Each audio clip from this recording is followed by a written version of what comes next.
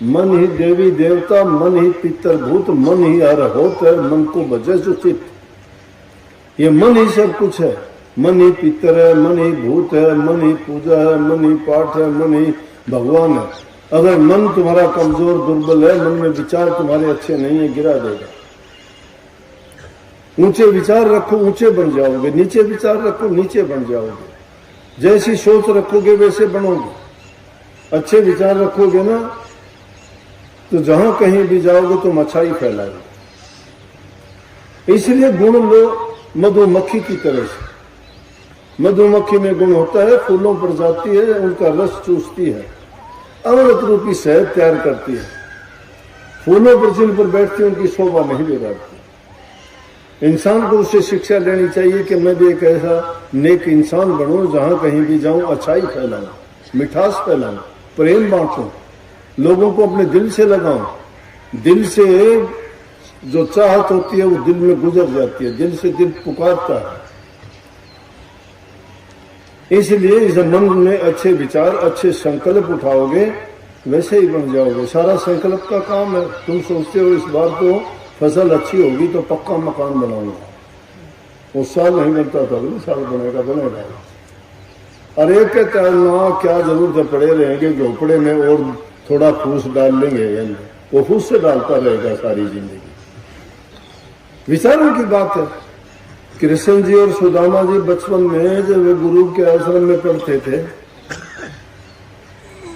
तो गुरु माँ ने उनको लकड़ियां लेने के लिए जंगल में भेज दिया। छोटे छोटे विद्यार्थी थे। बोले कि जाओ जंगल से सूखी लकड़ियां ले आओ। लकड़ी लेने के लिए गए तो माताओं का दिल बड़ा कोमल होता है। उसके दिल में आई कि बेचारों को भूख लगेगी, छोटे बच्चे हैं। उन्होंने थोड़े चने दे दिए और वो कृष्ण जी तो आगे निकल गए थे, सुदामा जी को दे दिए कि भूख लगे तो बेटा ये खा लेना। चने ले लिए, चल दिए। जाके जंगल से लकड़ियां तोड़ने लगे, सूखे पेड़ों पे चढ़ के सूखी तोड़ने। बारिश आ गई, बड़ी तेज बारिश आई। जब बड़ी तेज बारिश आई और ठंडी का मौसम था, भीग गए,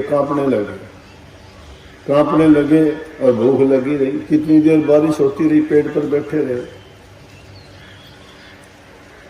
तो क्या किया कि भूख लगी। अब कृष्ण जी के पास तो कुछ था नहीं, सुदामा जी के पास चने थे। वो चने चबाने लगे, भुने हुए नहीं थे, करड़ करड़ की आवाज आई। कृष्ण जी कहने लगे, अरे सुदामा पता तो था ही, उनको तो जानते थे सब कुछ। बोले, अरे सुदामा ये आवाज किस चीज की आती है कट कट की? बोला कि जाड़ बजती है मैंने। बोला क्यों? बोला सर्दी में। उसकी सारी जिंदगी जाड़ बजती रही, पेट नहीं भरा। सब कुछ होते हुए जाड़ बजती रही, पेट नहीं भरा उसका। इसलिए जो इंसान अपने विचारों से गिर जाता है उसको कौन उठाएगा? और जो विचारों से उठ जाता है उसको प्रकृति की ताकत साथ देने के लिए आके खड़ी हो जाती है। मन को शुद्ध और पवित्र जो बना लेता है वो सारे काम। ये भक्ति भी मन की शुद्धता और पवित्रता से होती है। आप नाम सत्संगी का रखा लेते हो, सत्संग वाले काम नहीं करते, आडंबर पाखंड करते हो, लोगों के सामने झूठ बोलते हो, कपट करते हो। अरे सत्यानाश, झूठ और कपट से तो डूबता है सब कुछ, और तुम वही काम करते हो। ये भोले जीव तो इतबार विश्वास कर लेंगे। ठग लोग अपनी ठगी के लिए बात बनानी झूठी साथी कर देंगे। परमात्मा किसको दफ्तर? मेरे को परमात्मा नहीं बताया कि ये मेरा दफ्तर से भाई तू सबके लेख लिख दे, सबके बता दे। मैं तो इतना जानता हूं कि नेक काम करोगे ना, परमात्मा तुम्हारे हृदय में आके वास करेगा। जो बुरे काम करते हो फिर परमात्मा का नाम क्यों लेते हो तुम? परमात्मा तो बड़ा न्यायकारी है। इसलिए मन की शुद्धता, पवित्रता तुम्हारे विचारों के कारण होगी। अपने विचारों को शुद्ध और पवित्र बनाओ। जो माँ बाप की सेवा करता है, विचार अच्छे रखता है और जबान से मीठा बोलो, तन पवित्र और धन से दान करो, पुण्य करो, जरूरतमंद की सहायता करो, भूखे गरीब को तुम देने लायक को दो।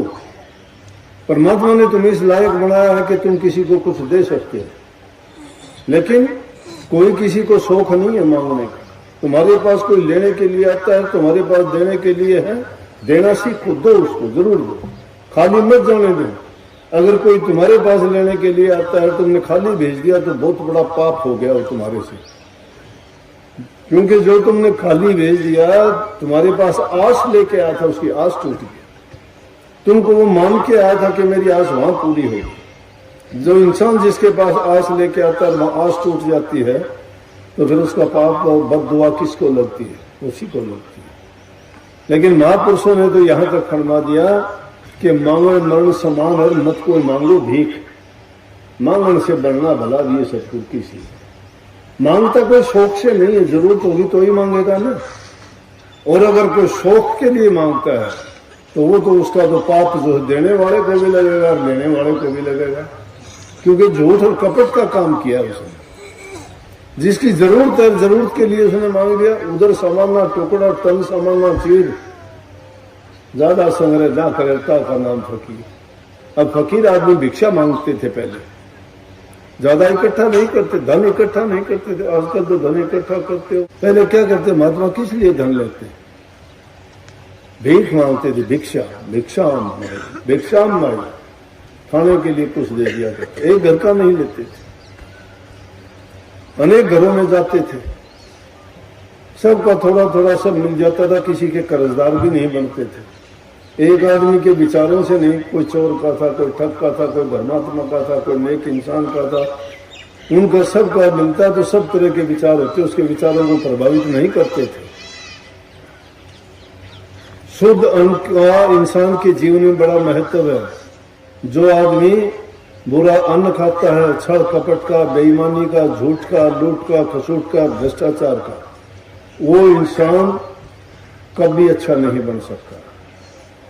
जिस इंसान के पास में गलत पैसा आया है, रिश्वत का पैसा आया है या धोखेधड़ी का किसी का पैसा लिया, परिवार के परिवार उजड़ जाते हैं।